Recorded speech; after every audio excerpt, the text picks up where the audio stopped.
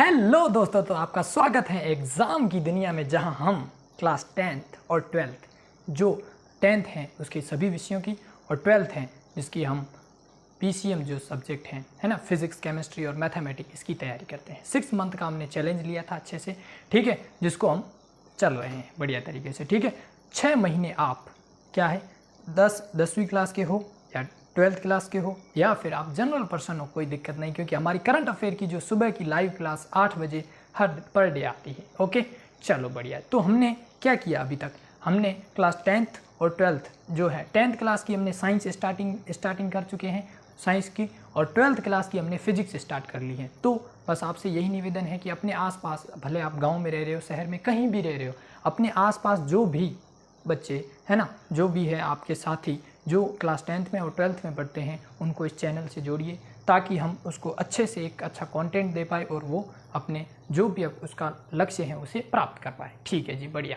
आज क्या बात करने वाले हैं, आज हम बस, क्योंकि मैं सीधा ही टॉपिकों में नहीं घुसता हूँ, कोई भी जैसे कि हमने चैप्टर उठाया चैप्टर करा के नहीं, हमें पहले अप्रोचली हमें नज़रिया ही क्लियर करना है कि हमें उस चैप्टर को किस नज़रिए से देखना है। नज़रिया होते ही क्लियर, हम ऑटोमेटिक क्या है, हमें रिजल्ट मिल जाता है। चलो बढ़िया जी, ठीक है।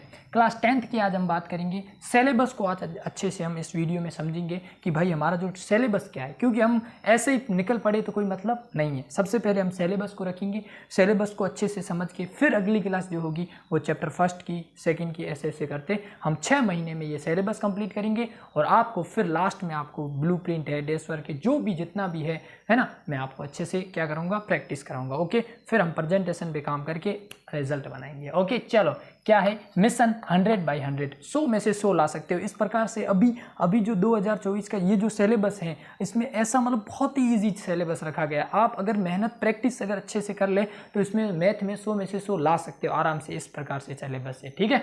चलो इसको जानते हैं। क्लास 10th मैथ का जो सिलेबस है ना, मैथ का हम सिलेबस जानने वाले हैं। पहले समझते हैं कि आपको जो आप बेसिक से जान लेते हैं ऊपर से कि समय आपको 3 घंटे 15 मिनट मिलेंगे, ठीक है। 80 नंबर का पेपर होगा मैथमेटिक्स जो आपको लिखना पड़ेगा और 20 यहाँ से भेजे जाएंगे, कुल मिलाकर 100 नंबर का होगा। Okay, clear. चलो बढ़िया, क्लियर करते हुए चीज़ों को बढ़ते हैं आगे। हम क्या करते हैं, सबसे पहले इकाइयों को, मैंने आपको कहा आपको क्या करना है कि बोर्ड की वेबसाइट पर जाके, ठीक है, वहाँ जाके आप सिलेबस को क्या कर लो, डाउनलोड कर लो, क्योंकि जब भी आप पढ़ो आपके पास सिलेबस होना चाहिए, क्योंकि सिलेबस के अकॉर्डिंग ही पढ़ना है। पेट ब्लू जो अब ये सिलेबस, कोई भी एग्जाम हम जब देते हैं सिलेबस क्यों पढ़ना होता है, क्योंकि वो उसी हिसाब से ही तो पेपर आना है या नहीं, तो उसको ही समझना है हमें। ठीक है जी, बढ़िया। समझते हैं। यूनिट में बांट लिया गया है। पहली यूनिट है 1, 2, 3, 4, 5, 6 और 7 यूनिटों में बांटा है। अब इन चैप्टरों को देखते हैं। पहला जो चैप्टर है वो है वास्तविक संख्याएं। यूनिट फर्स्ट में हमने ले लिया वास्तविक संख्याएं, ठीक है जी। दूसरा जो है वो है दूसरी यूनिट में क्या है, बीज गणित बोले तो अलजेब्रा, ठीक है। इसमें कौन कौन है, बहुपद है, 2 चरों वाले रेखिक समीकरण युग्म है और द्विघात समीकरण है और समांतर श्रेणियां हैं। ये जो है ये आपका किस में आ गया है, ये दूसरा, तीसरा, चौथा और 5वां कौन सी यूनिट में आ गया है, बीज गणित में, ठीक है जी, बढ़िया। पहली हो गई, दूसरी हो गई। अब तीसरी हम बात करते हैं ज्यामिति। ज्यामिति में आपको ध्यान में रखना है 6ठा चैप्टर जो है त्रिभुज है ना, और 10वां जो चैप्टर है वृत्त, ये दोनों ज्यामिति वाले में आ गए हैं, ठीक है। चलो बढ़िया, ज्यामिति वाले में है, ठीक है जी, ये हो गया। फिर हम देखते हैं ये कौन सी हो गई, पहली, दूसरी, तीसरी और ये चौथी नंबर है निर्देशांक ज्यामिति, 7वां चैप्टर जो कि है निर्देशांक ज्यामिति का, ठीक है। उसके बाद 5वीं यूनिट है त्रिकोणमिति, है ना। त्रिकोणमिति में क्या है, 8वां और 9वां चैप्टर है। 8वां चैप्टर है त्रिकोणमिति का परिचय और फिर त्रिकोणमिति का कुछ अनुप्रयोग एप्लीकेशंस जो होते हैं इसका यूजफुल, वो हम देखेंगे यूज, ठीक है, डेली लाइफ में। ओके, ये हो गया। फिर उसके बाद हम देखेंगे 6ठे नंबर पर आती क्षेत्रमिति, जिसमें 11वां और 12वां चैप्टर है वृत्तों से संबंधित क्षेत्रफल, पृष्ठीय क्षेत्रफल एवं आयतन। ये जो है एकदम नया सिलेबस है अभी 2023-24 का, ये जो सिलेबस है ये है आपको। ओके, चलो बढ़िया। फिर 7वीं यूनिट आती है सांख्यिकी एवं प्रायिकता, जो कि सबसे बड़ी यूनिट है ना, क्या कहते हैं, बड़ी यूनिट है। और इसी से आप अगर है ना, बहुत 3 तरह के होते हैं ना, अब किसी को तो क्या 3 तरह के बंदे होते हैं, ठीक है, बंदे बन जाए आप जो भी समझो, 3 तरह के होते हैं। सबसे पहला ये रखता है कि मुझको क्या है, टॉप करना है। फिर सेकंड वाला कहता है मेरे को एवरेज नंबर पर रखना है, और थर्ड वाला होता है मुझे जैसे तैसे पास करना है। तो सबके लिए ये चैनल है, सबके लिए आपको जो चाहिए उस प्रकार से मैं तीनों तरीके, जितनी पॉसिबिलिटी हो सकी उतनी तरीके से हम अच्छे से चीज़ों को समझेंगे। कोई पास वाला हुआ तो पास वालों को ये सबसे बेहतरीन चैप्टर ये रहेगा। इकाई 7 सबसे बेहतरीन रहेगी भाई। सांख्यिकी है 13 नंबर की, प्रायिकता है 4 नंबर की, तो ये 13 और 4 17 नंबर तो यही हो गए खरे, है या नहीं। तो ये पास होने वाले सबसे मोस्ट टॉपिक हैं, तो ये इंपॉर्टेंट है जो कि हम करेंगे। ओके चलो बढ़िया। वैसे तो पूरे ही करने हैं हमें, लेकिन जो है ना वेटेज के अकॉर्डिंग भी हम बात करने वाले हैं, ठीक है। चलो अब वेटेज का नाम आ ही गया है तो सबसे पहले वेटेज देख लेते हैं इनके, है ना। अब देख लेते हैं इनके वेटेज। पहले जो चैप्टर है उसका नाम है वास्तविक संख्याएं, 4 नंबर का चैप्टर है। अब 4 नंबर का कोई चैप्टर है तो आप ही जरा सोचिए कि बड़ा क्वेश्चन कैसे बनेगा, है या नहीं। 4 नंबर के अकॉर्डिंग क्वेश्चन बनेगा। फिर अगर देखिए दूसरा चैप्टर है बहुपद, ये भी 4 नंबर का। 2 चरों वाले रैखिक समीकरण युग्म, ये भी 4 नंबर का। द्विघात समीकरण, ये भी 4 नंबर का।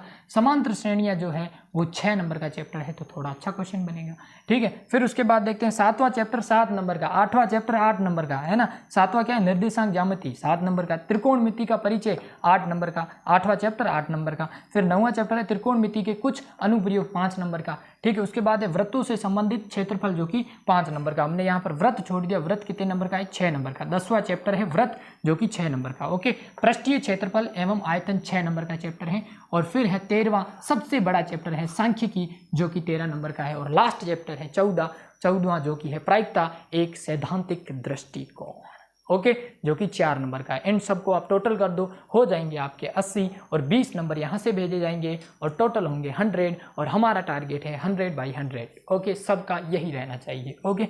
चलो बढ़िया। तो इस प्रकार से हमने आज ये जो टॉपिक है उनको जाना। अब मैं आपको बताता हूँ कि आपको सबसे पहले क्या कर देना है, ई मित्र जाओ या आप ई मित्र जाके आपको क्या कर देना है कि जो सिलेबस है उसका प्रिंट आउट निकाल देना है। प्रिंट आउट निकालने से क्या होगा कि आपके सामने ये टॉपिक रहेंगे कि हमें कैसे क्या पढ़ना। जैसे मैं कहूँ वास्तविक संख्या है, इसमें हम क्या क्या पढ़ेंगे, इसमें हम पढ़ेंगे अंक गणित के आधारभूत जो प्रमेय हैं, वो अपरिमेय संख्याएं जो होती हैं उनको पढ़ेंगे, ठीक है। फिर यहाँ पर बीज गणित वाली यूनिट में क्या है, बहुपद में हम क्या पढ़ेंगे, बहुपद जो शून्याकों का ज्यामितीय अर्थ है, किसी बहुपद के शून्याक और क्या कहते हैं गुणांक, उनमें संबंध, ठीक है। फिर हम पढ़ेंगे तीसरा जो चैप्टर है 2 चरों वाले रैखिक समीकरण। इसमें हम क्या पढ़ने वाले हैं, इसमें जो टॉपिक है जैसे प्रतिस्थापन विधि है, विलोपन विधि है, इनको ही हमें अच्छे से पढ़ना है। जो आपको यहाँ पर दिए हुए इन्हीं के अकॉर्डिंग ही पढ़ना है। और बाकी अब जैसे पीछे अभी कुछ 30% हटा है ना, तो इसमें क्या है कि आपको किताब अभी पुरानी है फिर भी आपको इस सिलेबस को पास में रख के कि हमें ये टॉपिक है, इस टॉपिक में कौन सी प्रश्नावली बनी हुई है,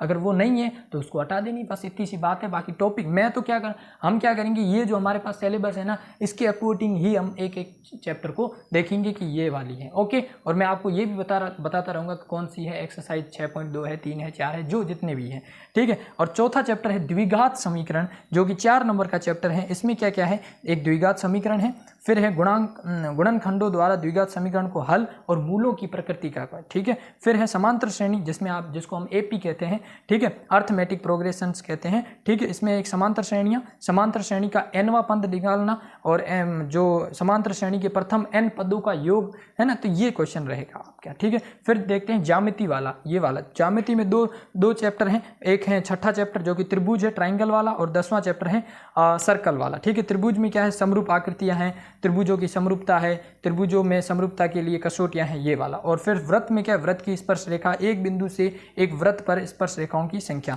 तो इस प्रकार से ये जो आपका है ना, अब मैं एक एक पढ़ूंगा तो वीडियो लंबा हो जाएगा, ठीक है। तो हम यही आपको क्या करना है, बोर्ड की वेबसाइट पे जाके जो 2024 का पाठ्यक्रम अनुदेश, आपको क्या करें, बोर्ड वेबसाइट पे जैसे ही गए आपको लेफ्ट साइड में ऊपर से दिखेगा अनुदेश, मतलब वहाँ लिखा होगा दूसरे तीसरे नंबर पर, फिर वहाँ जाके आपको क्लिक करना है, 2024 का पाठ्यक्रम आपको मिल जाएगा। वहाँ जाके अगर आप 10वीं क्लास के हो चाहे 12वीं क्लास के हो, वहाँ से आप अपना सिलेबस डाउनलोड कर दीजिए और वहाँ जा ई मित्र जाके वहाँ पर फोटोकॉपी निकाल दीजिए और अपने पास रख दीजिए। और जब पढ़े तब पास में रखा हुआ हो, उसी को देखते हुए वो टॉपिक को कैसे पढ़ना है। ये 4 नंबर का चैप्टर है, इतना है, इस प्रकार से ऐसे आपको विचार करना पड़ेगा।